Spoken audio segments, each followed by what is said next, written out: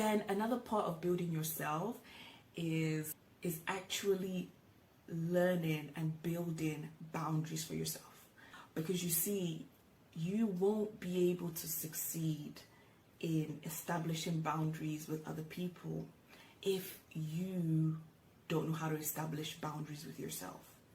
So, for example, if you have no self discipline for the things that you want to do, you cannot set boundaries for other people.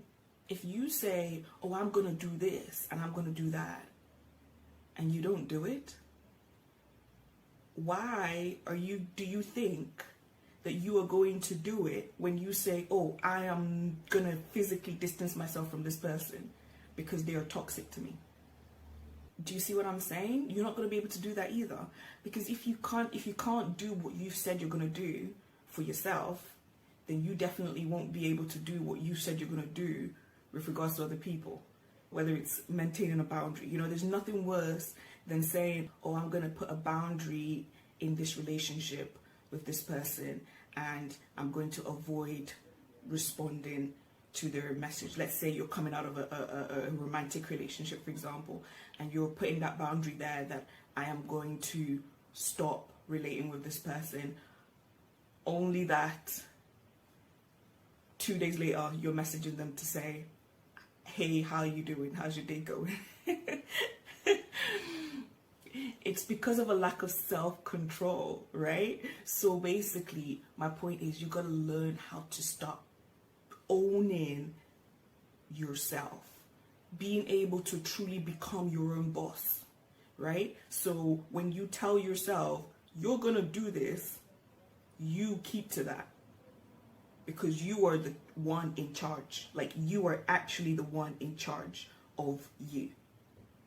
And then putting that into practice. Do you get what I'm saying? Yeah. Like, honestly, people think that that's slavery, but that's freedom. That's freedom. Freedom is being able to do what you truly want to do and not doing what you truly don't want to do. Slavery is doing what you don't want to do and not doing what you want to do. So this includes boundaries with, you know, the things that are coming into our heads, into our space, like social media, you know, gadgets, and all sorts of other types of distractions, the TV and so on. Like, you've got to be able to get to the place where you actually do the things that you truly want to do. You know, I'm sure we've all been there where you plan to do something for the day and you just realize that you've spent that entire day doing all the things that you don't want to do. And the main thing that you actually wanted to do, you didn't get round to it. That's not what we want. Then part of building yourself is also building your tolerance level, if I'm to say that. You know, God's word calls it patience and long suffering, you know? But honestly, you can't do that without healing. You've got to heal first. Otherwise, you are going to be triggered, okay? You're going to be triggered. So, yeah. The goal honestly is to not be easily offended. You know, I feel like we live in a very easily offended generation, you know. When I look back at some of the movies from, like, you know, 100, 200 years ago, or movies that depict 100, 200 years ago, they were so straight and direct with themselves, you know. They weren't faffing around with, you know, trying to, you know, be politically correct, you know, trying to say in a, you know, come from a roundabout angle, all of that stuff that we do today. Like, they didn't bother with all of that. They just said it the way it was, you know, and the other person was not offended. The other person took it and gave it back the way they felt. So we live in such an offended, like an emotionally fragile generation. We just get so easily offended. And honestly, that's something that we've got to work on as well. That's part of building ourselves, where we become freer and freer and freer in being able to give people grace in being able to give people the benefit of the doubt, in being able to understand people's situations, in being able to understand where they could potentially be coming from, in being able to like think deeper that, you know, somebody acting like this doesn't actually have, may not have anything to do with me, may actually be something to do with what's going on with them right now, you know, in being able to think beyond ourselves and being able to be more accommodating of other people's idiosyncrasies and other people's stuff, you know. So yeah, you know, we're all on the journey, and we're not going to be perfect. And so, you know, even when I talk about getting rid of toxic people, you know, being able to also realize that some people are actually going on that journey of healing, and they're going on that journey of working on themselves, and they're not going to be top notch, you know, they're not going to be perfect. And being able to having the discernment and the wisdom to know, okay, this person is actually going on that journey, and being able to accommodate them whilst they go on that journey, and being able to be patient with them as well. Then part of building yourself is also educating yourself. Like I've mentioned that quite a few times throughout the series, you know, just seeking knowledge and information and wisdom from other people, wisdom and knowledge from resources, and so on, because we can't do this on our own, you know. And all the ingredients that we need for growth, we're not going to find it from ourselves, because if we did, we would already be there. So we do need other people to be able to show us the way, people who have already gone on that journey, people who have already overcome in that area. And at the same time, it's also about being mindful of what is also coming in, because you see, sometimes this is the other thing as well that's back to front.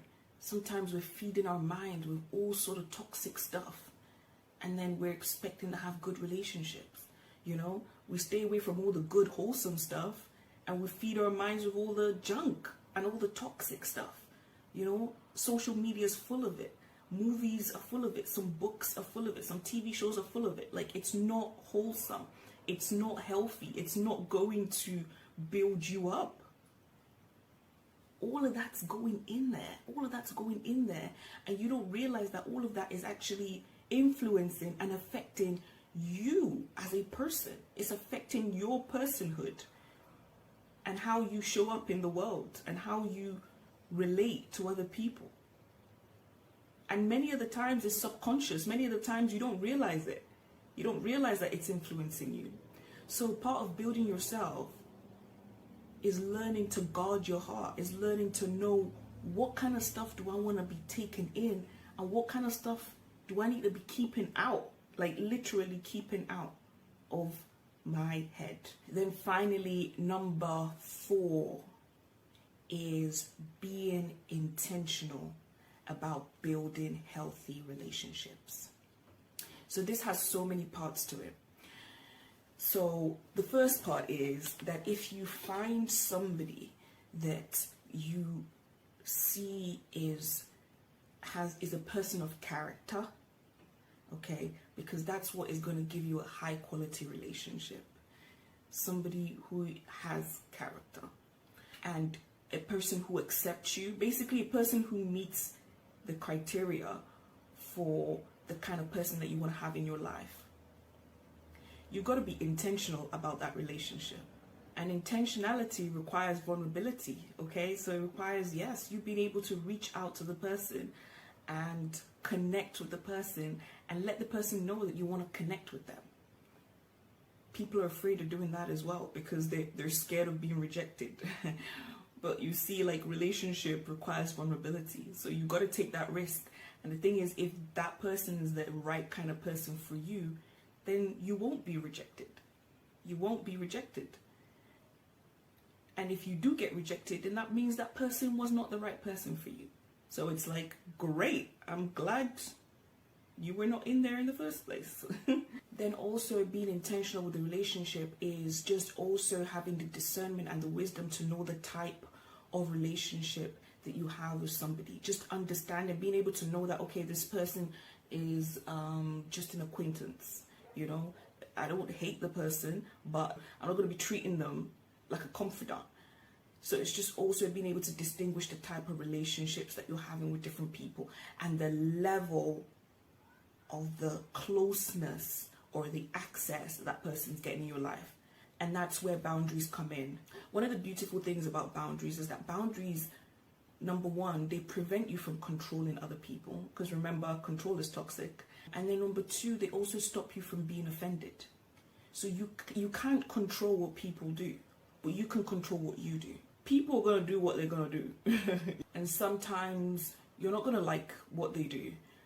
So in order for you not to be offended, you just need to set your own boundaries of how much access, you know, you're going to give that person into that certain area that is affecting you negatively. The other part of being intentional is really learning how to steward relationships. Some people have literally used their own hands to pull down some very good relationships because they didn't value them. They took them for granted. If you guys only talk when the other person's calling, after a while the other person's gonna get fed up. That's just the way it is. So if you truly care about that relationship, you are also going to invest time and commitment to the relationship as well. So it's got to be a two-way street. Relationship is a two-way street. It can't just be one person giving. Both have got to give. Then also being intentional about relationship is also learning how to do life together. Relationships in certain areas, in certain spaces, are just superficial. And so people don't realize that. They think that they formed a deep relationship. For example, relationships that you form at work, or relationships that you form in church, or relationships that you form in, you know, other formal settings are pretty superficial, actually. They're superficial because you're just knowing that person in a very formal setting. Everybody in a formal setting, many of the times, have got their guard up. So you really don't know that much about that person. It is not until you take it outside of that formal setting and actually do life together and actually like connect with that person in an informal setting, you know, going out, doing something fun together, going for a walk, doing a fun activity together that is informal, that you actually begin to get to know people. And all of that requires time and commitment. And you see, that is why, practically speaking, you cannot do that with everybody. So you've got to actually be selective about the people that you really want to give the most access into your life, because you cannot practically go on that journey of being intentional and being committed to that level with everybody. So you want to carefully select the people that you are going to do that with, because that is a lot, you know, that's a lot of investment. So ladies and gentlemen, I'm really going to wrap this up by saying that having a beautiful and healthy relational life is about quality and not quantity. It's not about the number of friends that you have. It is the quality of the relationships in your life that matter. Not the quantity, not how many, but how good they are. So focus on the quality. Focus on the quality, and you will have a beautiful, healthy, thriving life. So that wraps up this series. We've been in the deep end. We've been in the shallow end. We've been in the serious end. But hopefully we've kind of wrapped it up with a bit of a lighter mood.